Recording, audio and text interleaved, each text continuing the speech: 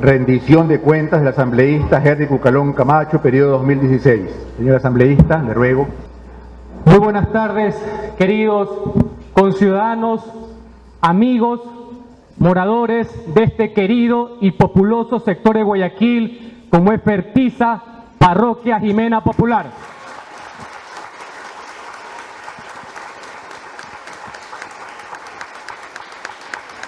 Distinguida mesa directiva, doctora Cintia Viteri, líder de Maere Guerrero del Partido Social Cristiano,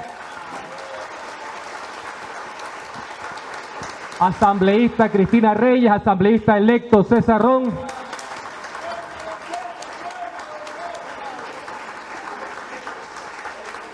distinguidos concejales, directores, señora secretaria municipal, señor asambleísta electo Vicente Tallano Basante.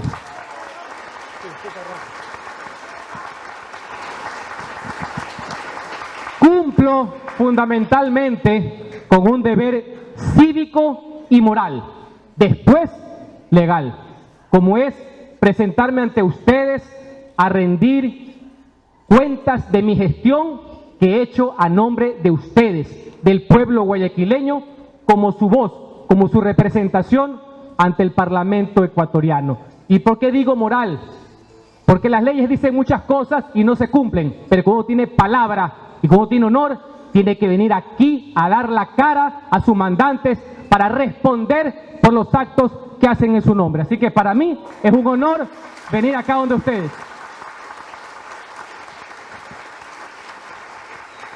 ¿Cuál es el antecedente de la rendición?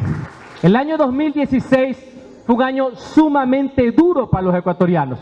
Una crisis económica pavorosa y el dolor por la tragedia del terremoto, donde se perdieron centenares de vidas humanas y después innumerables y millonarios costos económicos para nuestra nación. Eso dejó una marca de dolor, sí, pero también demostró el gran espíritu de solidaridad del cual tiene el pueblo ecuatoriano y del cual tenemos que sentirnos orgullosos.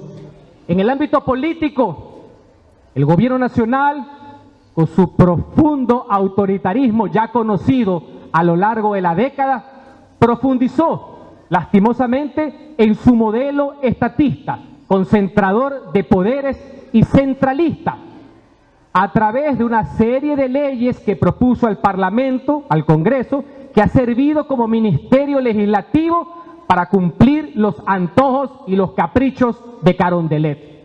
Ese es el marco en el cual nosotros, la oposición, hemos tenido que actuar, en minoría de números, pero jamás en minoría de ideas. Supimos dar frente a cada uno de los planteamientos y sin perjuicio del resultado numérico, ustedes tienen que tener, al igual que yo, la conciencia tranquila que se hizo lo mejor para poderlos representar. En este informe de rendición de cuentas, ustedes podrán encontrar, y voy a dejar copia aquí, y estará también obviamente en las páginas web, el detalle de lo que son las intervenciones, proyectos de leyes presentados, observaciones presentadas, lo que es control político y fiscalización y todo lo concerniente al trabajo también aquí, en territorio, con la comunidad, de la mano, ayudando, colaborando, coadyuvando para que la gente pueda vivir mejor. Voy a hacer una síntesis de la parte jurídica y de la presentación. Por favor. He hecho, al igual que mis compañeros, múltiples intervenciones en el Pleno de la Asamblea Nacional, que es el órgano máximo de representación.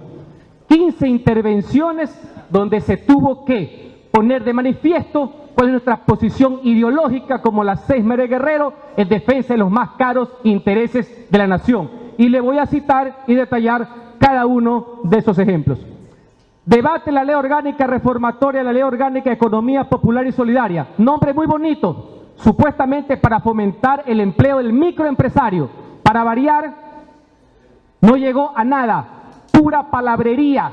Y encima tenía disposiciones que atentaban contra la autonomía de los municipios del país. ¿Qué tan mal hecha debe estar la ley que el mismo presidente de la República la mandó al archivo? Esa fue una victoria en ese plano de la oposición de la República. debate el proyecto de ley para la presentación y control de declaraciones patrimoniales juradas para fortalecer ese documento mediante el cual uno, que es funcionario público, dignatario, asambleísta y cualquiera que está en el ejercicio público, tiene que decir cuáles son sus bienes para poder comparar si llegó chiro y salió millonario. Eso se presenta ante la Contraloría del Estado para evitar en papeles, evitar la corrupción y como un hecho de transparencia, que es lo que le tiene que importar al pueblo ecuatoriano. Esa ley va a estar mejor. Ahora falta lo más importante, que se cumpla, porque el país tiene muchas leyes, pero lastimosamente una cultura de incumplimiento hacia las normativas jurídicas. Y eso es lo que nosotros, y principalmente los jóvenes que veo aquí y saludo, que son el futuro, presente y futuro de la patria, tienen que cambiar. No hay que hacer leyes difíciles de cumplimiento flexible, sino leyes claras de cumplimiento obligatorio. Esa es la razón de ser. Debate el proyecto que regula las compañías que financian servicios de atención integral de salud prepagada y los seguros que ofertan coberturas de seguros de asistencia médica. En resumen, yo presenté un proyecto de ley para ayudar a los adultos mayores, a nuestros abuelitos y a nuestras abuelitas que estaban siendo víctimas del discrimen por el delito de cumplir 65 años. Personas que tenían pólizas de seguro, cumplían 65 años y las compañías privadas les terminaban, porque ya no les es negocio para algunas. Eso está mal, eso se llama discriminación y eso es inconstitucional. Como ustedes saben, Alianza País nunca ha querido tramitar ningún proyecto de ley de la oposición. Sin embargo, el principio, el concepto era tan positivo que lo recogieron en una ley de ellos. Y ese principio que yo presenté, ese artículo, está recogido en esa ley que ha sido aprobada y que está en beneficio de las centenas de miles de ecuatorianos que dieron su vida trabajando y que ahora, en su momento de reposo, lastimosamente, son castigados solo por el hecho de tener más de 65 años. Ley orgánica de tierras rurales y territorios ancestrales, una de las leyes que por cumplimiento constitucional había que aprobar. Propuesta por el Ejecutivo, por el presidente. Logramos incorporar artículos que eviten que se interfiera en las atribuciones de los municipios del país que tienen competencia sobre el sector rural de una ciudad. Se lo consiguió, se aprobó y esa es una de las formas de legislar. Ya que no quieren aprobar las leyes de uno, con las observaciones respectivas, con el fundamento y con argumentos jurídicos, se los logra derrotar, se los logra vencer. Debate la ley orgánica para la optimización de la jornada laboral y seguro de desempleo. Otro nombre rimbombante, supuestamente para generar empleo. ¿Qué es lo que más ha pasado en este último año? Totalmente lo contrario, el desempleo campea. Porque por culpa de las leyes del gobierno y esa actitud en contra de la empresa privada, en contra de las personas que generan actividad económica y empleo, como son los pequeños, los medianos y los grandes empresarios, lastimosamente el desempleo se ha convertido en una huella indeleble que está en todos lados. Y hace poco que hemos estado en la campaña electoral con la doctora Cintia Viteri, no había rincón que nosotros no visitemos y lo que más le preocupaba era el tema de las drogas y el tema del desempleo. Con este tipo de leyes surten totalmente el efecto contrario, una burla más a la esperanza popular. Ley orgánica reformatoria al Código Orgánico, Organización Territorial, Autonomía y Descentralización, COTAC. ¿De qué se trataba esta reforma? Ustedes se acordarán, estimados conciudadanos, que en diciembre del 2015 la Asamblea aprobó unas enmiendas a la Constitución, esas que le permitían al presidente de la República reelegirse indefinidamente. Esas enmiendas que no pasaron por consulta, que pasaron por la ventolera, que pasaron de agache, casi de escondidas, dándole la espalda al pueblo ecuatoriano.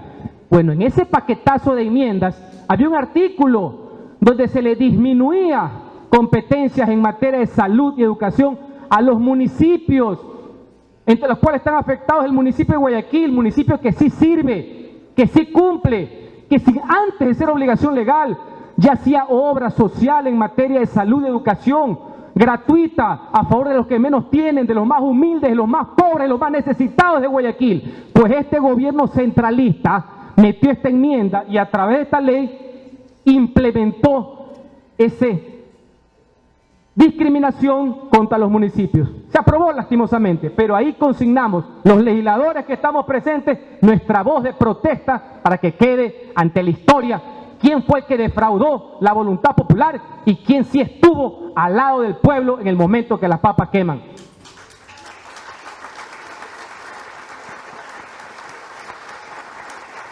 Proyecto de ley orgánica para el equilibrio de las finanzas públicas.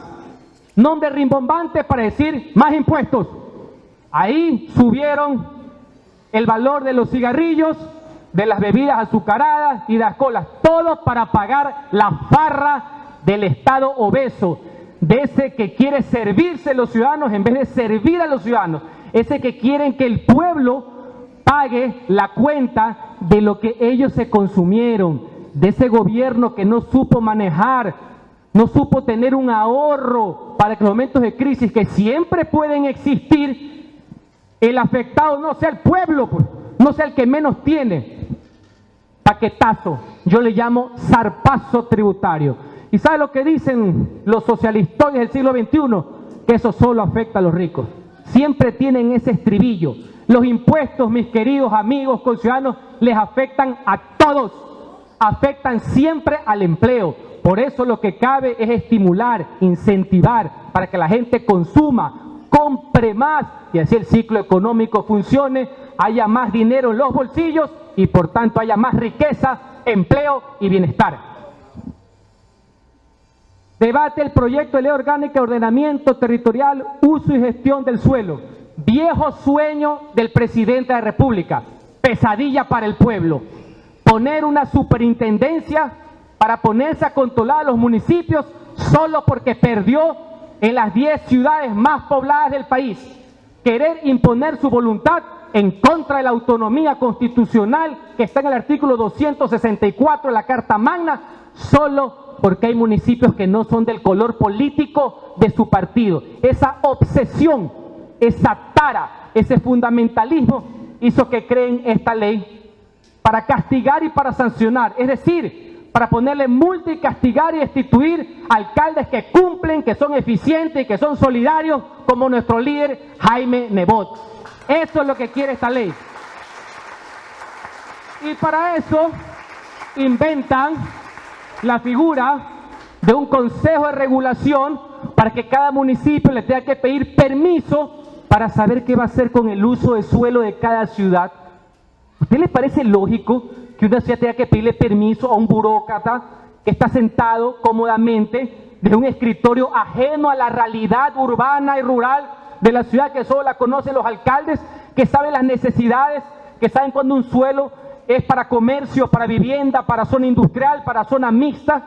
Un burócrata, eso hicieron. Y lo peor es que ponen al superintendente que a la práctica va a ser el Ochoa de los municipios, es decir, un funcionario puesto a dedo para hacer cumplir los dictámenes del Ejecutivo.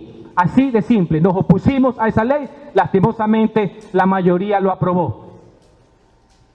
Proyecto de reformas a la ley orgánica de la función legislativa. Yo presenté un proyecto, Cintia también presentó proyectos a la ley orgánica de la función legislativa, pero lo mío principalmente no es como sale en la prensa, que veo que hay algunos asambleístas ahí vagonetas que les preocupa que los sancionen porque faltan mucho. No, nuestra obligación es ir a la asamblea. Nuestra obligación también es estar con ustedes permanentemente. Mi reforma va más allá. Mi reforma fue para darle fuerza a la labor de fiscalización, de control político de los funcionarios de gobierno, para que no haya pretextos, para que no haya cortapisas, para que no haya cuenteos, para que los funcionarios no vayan pues a rendir cuentas a las comisiones de la Asamblea o al seno del Congreso Nacional. Les voy a poner un ejemplo sencillo. Según la antigua ley, los secretarios de Estado no son sujetos de control y de juicio político. Mis queridos amigos, secretario de Estado o secretario general de la Administración, de Comunicación, secretario general jurídico, es lo mismo que ser ministro. Ministro es igual a secretario de Estado, así ha sido desde la época que se fundó la República. Pero con ese tema se han salido por las tranqueras para evitar que se los llame a control. Ni siquiera responden a la documentación que uno les requiere. Asimismo, impedir que la Comisión de Fiscalización del Congreso, que es la denominada Comisión de Archivo, se dedique a alcahuetear a los funcionarios de gobierno y que tenga un rol activo, poderoso, en nombre de la ciudadanía para poder controlar los hechos irregulares y fundamentalmente la corrupción notoria, flagrante que hay en el país y que haya más transparencia, que es lo que le importa al pueblo ecuatoriano. Proyecto de ley orgánica de incentivos tributarios para varios sectores productivos en base al COTAC. Esto tiene que ver, como firmamos el acuerdo con la Unión Europea, era necesario reformar algunas leyes para homologar, es decir, darles el mismo tratamiento que tienen productos, que tienen beneficios. En esa parte me pareció correcta, de hecho nosotros la apoyamos. Pero como dicen por ahí, una golondrina no hace verano. La política de incentivos debe ser permanente, general, amplia, no por ahí unas gotitas sueltas que son poco, lastimosamente, en un desierto de lo que ha generado el desempleo, lo que ha generado la falta de producción, lo que ha generado la falta de dinamismo en lo que se refiere al empleo y el sector productivo ecuatoriano. Proyecto de ley reformatoria de la ley notarial para darle mayores atribuciones a los notarios, que es mucho más diligente, que antes los tenían los jueces, por ejemplo, para el tema de los niños, las custodias, divorcios, etcétera, lo cual me parece que es una razonable propuesta. Ley contra la especulación, qué lindo nombre. Mire cómo el gobierno le cambia el nombre a lo verdadero. Esto se debe llamar ley de metida de mano al bolsillo y al futuro de los ecuatorianos. Esta es la ley de la plusvalía. Esta es la ley por la cual le pusieron el 75% de impuestos a las ganancias que le llaman extraordinarias que obtienen las personas en el Ecuador por el delito de querer ganar legítima y legalmente en la compraventa de un bien. ¿Por qué? Porque los socialistas dicen que uno tiene que vivir en la casa que uno compró para toda la vida.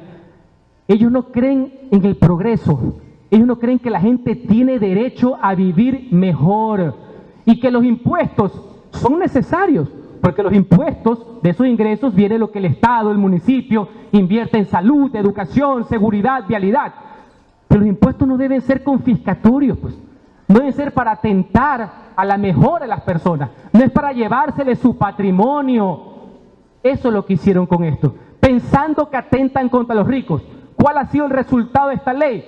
El sector de la construcción está prácticamente paralizado. Y en un sector muy importante, que es el de la vivienda popular, la vivienda de interés social, que es la que mayor efecto multiplicador en la economía tiene y que ha sido un gran negocio para los urbanizadores y que le ha permitido a personas de escasos recursos económicos, pero que trabaja, que se sacrifica, que se esfuerza, esposo, mujer, marido y mujer, de tener su casa propia, como son los proyectos habitacionales de Mucho Lote 1, 2, Mi Lote 1 y Mi Lote 2. Eso es prosperidad. Eso es esfuerzo, eso es respeto a la propiedad privada, que después de la libertad es uno de los valores y derechos más sagrados que el Estado debe proteger, no vulnerar, no meter la mano, no sacársela. Esa no es la labor del Estado. Esto de aquí, que está siendo aprobado, debe ser una de nuestras misiones en la nueva Asamblea. Tenemos que derogar esta ley a como dé lugar, porque no puede ser posible que por seguir los dogmas del presidente, los traumas de una serie de traumados que tienen, conspiren, perjudiquen al ánimo de beneficio, de desarrollo, de progreso que tienen todos los ecuatorianos. Asimismo, se han presentado por escritos jurídicos debidamente fundamentados, 6 observaciones a proyectos de ley de otros legisladores presentados ante la Asamblea Nacional. Esa también es una forma de legislar que permite introducir cambios respectivos sin necesidad de intervenir en el Pleno, porque hay muchas veces que los mandatarios de la Asamblea no dan derecho a la palabra, y aquí tenemos compañeros legisladores que saben de aquello. Entonces yo tengo la obligación de lo que iba a hablar en el Pleno, presentarlo por escrito para que quede en el historial de la ley. Control político. Hay 3 casos en el año pasado, pero aquí hay un caso emblemático. Sin mucha bulla, porque nosotros no le hacemos al show, yo presenté en junio, pues, no a la prensa, no, a la Contraloría, la solicitud de examen especial para el señor Capaya, que de entrada, solo con verle la pinta, uno se daba cuenta que había mentido en la declaración juramentada, que escondía el dinero, que escondía el patrimonio, que decía que no sabía dónde había salido la plata. Ahora todo el mundo lo sabe. En base a esa solicitud y a una investigación de la Contraloría, el primer juicio en firme que tiene, porque va a tener mucho más como galería, pero el primero en firme es por presunción de enriquecimiento ilícito, por mentir en una declaración juramentada de bienes ante la Contraloría, por no poder justificar sus ingresos hechos en la declaración juramentada. Y el segundo gallo que está ahí se llama Pedro Merizalde Pavón, que hace unas semanas recién dejó de ser ministro, nunca dijo por qué renunció, pero todos sabemos por qué, porque sabe que ya mismo le viene el hacha, porque ese es otro de los mentirosos que no puso una compañía panameña en su declaración de bienes, nada más y nada menos que el ministro de Hidrocarburos. Qué coincidencia, el otro de Petroecuador. Y aquí algunos pelagatos y pelafustanes hablan de los paraísos fiscales, cuando el verdadero paraíso de la corrupción está aquí en el Ecuador y tiene un nombre: Petroecuador, a la vista y paciencia de los ecuatorianos, robando recursos que deben ser invertidos en salud, en educación, en vivienda popular, en infraestructura, en mejorar la calidad de vida de los ecuatorianos y no en embolsicarse para beneficio de 4 sabidos.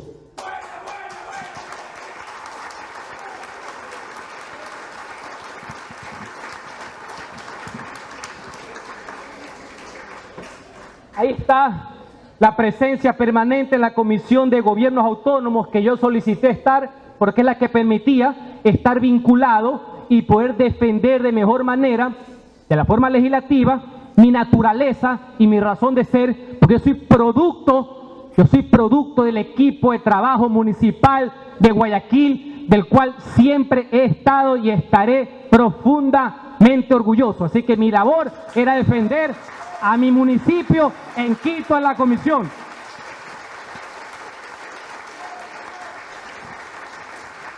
Esto es un factor importante. Algunos pensarán que es discrecional.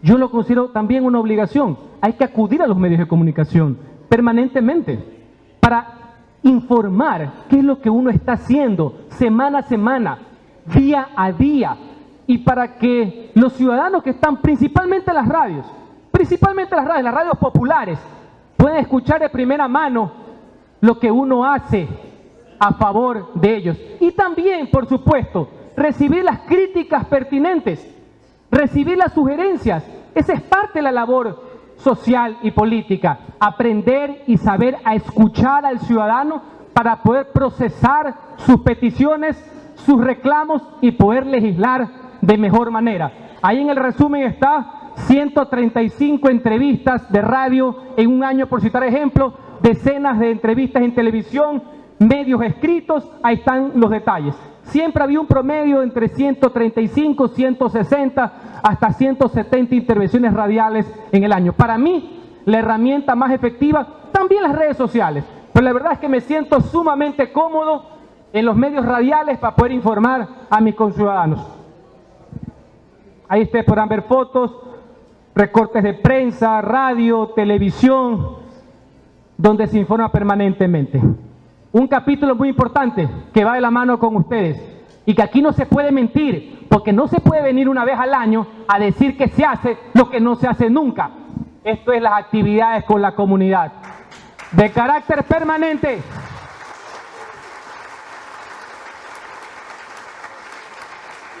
Hemos venido colaborando, dando la mano, aprendiendo también la labor municipal y ver cómo esa obra popular, ese servicio popular, eso que está enfocado en los más pobres, llega y produce satisfacción, produce esa alegría en nuestros conciudadanos.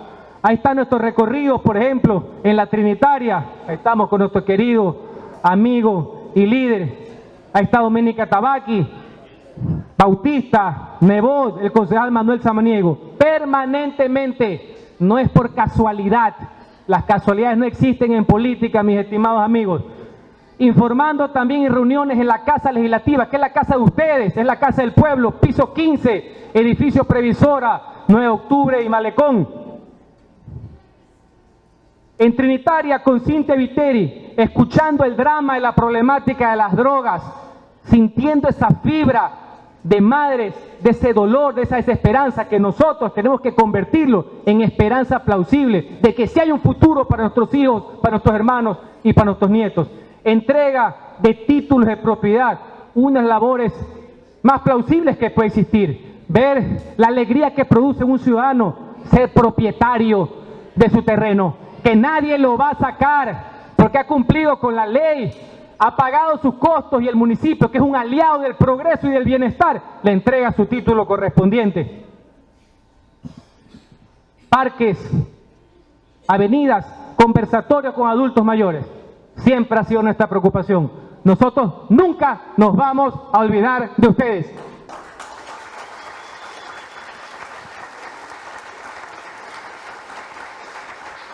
Eso es en la parte legislativa, que tiene una conclusión jurídica. Pero ahorita voy a dejar a un lado esa parte jurídica de asambleísta. Aquí viene un factor humano, porque quiero aprovechar la oportunidad de agradecer fervientemente el apoyo recibido por ustedes a lo largo de estos 4 años de legislatura y por la confianza depositada a través del voto para seguirlos representando 4 años más. Mi compromiso imperecedero está ahí, es con ustedes. Nosotros no los vamos a traicionar.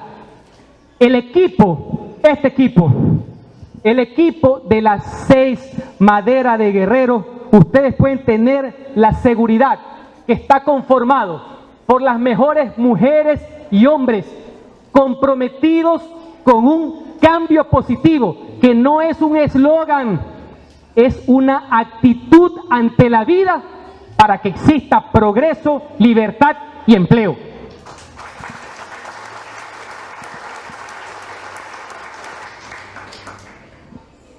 Se encuentran representados varios sectores ciudadanos,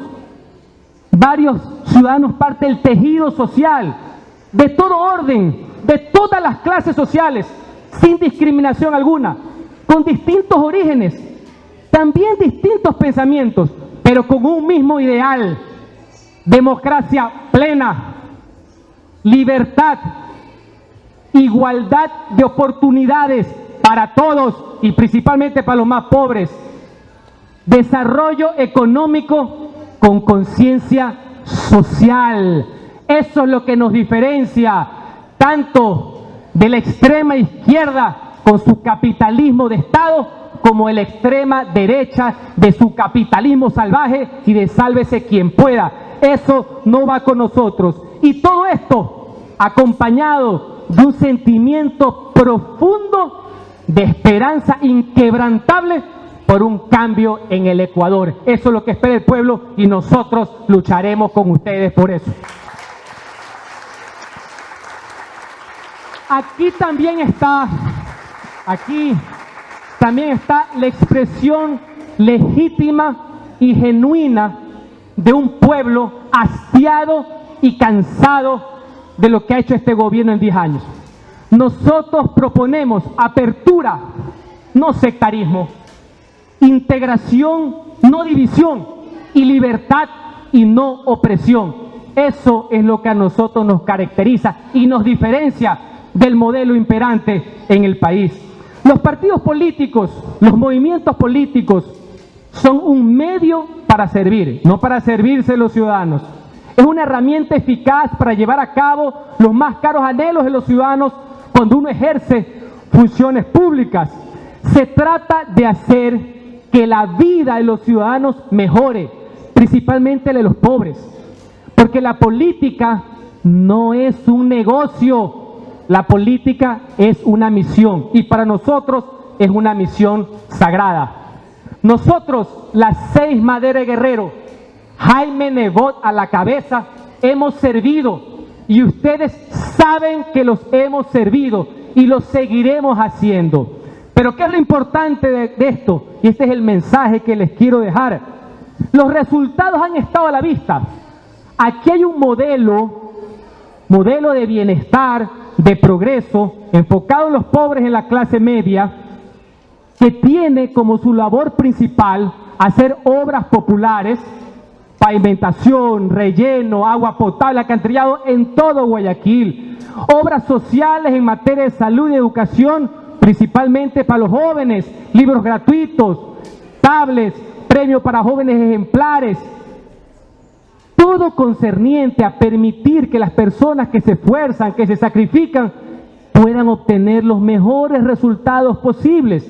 Esa labor social que permite medicar a más de 500,000 personas pobres, siempre sin que les cueste nada, y ustedes lo saben, porque aquí cerca siempre han estado las clínicas móviles del municipio, que son 36, 9 hospitales del día, sin ser competencia municipal, para que ustedes vean que esto no es una anécdota, esto es una realidad, esto fue un compromiso de vida desde el primer momento que llegó el alcalde Nebot.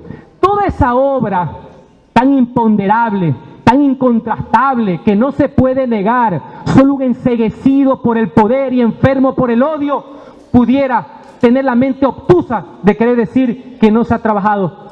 Puede correr peligro, sí señores, puede correr peligro, porque ahora no solamente nos enfrentamos a un gobierno totalitario que intentó varias veces tomar el control de Guayaquil, pero ustedes, el pueblo guayaquileño, con su voto lo rechazó y premió al hombre que sí sirve, que sí sabe trabajar, que sí sabe unir y que sí sabe cómo mejorar la calidad de vida de los pobres, que es Jaime Nebot. Pero ahora se siguen sumando otros, porque ya mismo vienen las elecciones. Y ya andan con cánticos de sirena, unos alcahuetes de lo que han estado en esta década, que algo hicieron cuando tuvieron plata producto de la bonanza petrolera, y el resto al bolsillo, señores, por la corrupción galopante que ha existido en estos 10 años.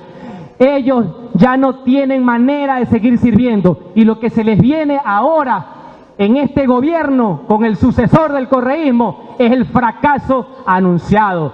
Por ahí también están unos que nunca los han conocido, que nunca han sentido sus necesidades, que no saben cuáles son, que no conocen el territorio, vienen de vez en cuando de lejos y que no saben y no sienten cómo servir. Ya vendrán.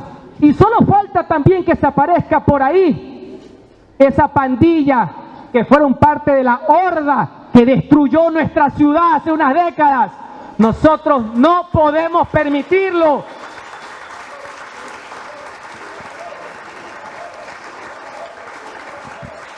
Y para eso tenemos que estar preparados desde ya.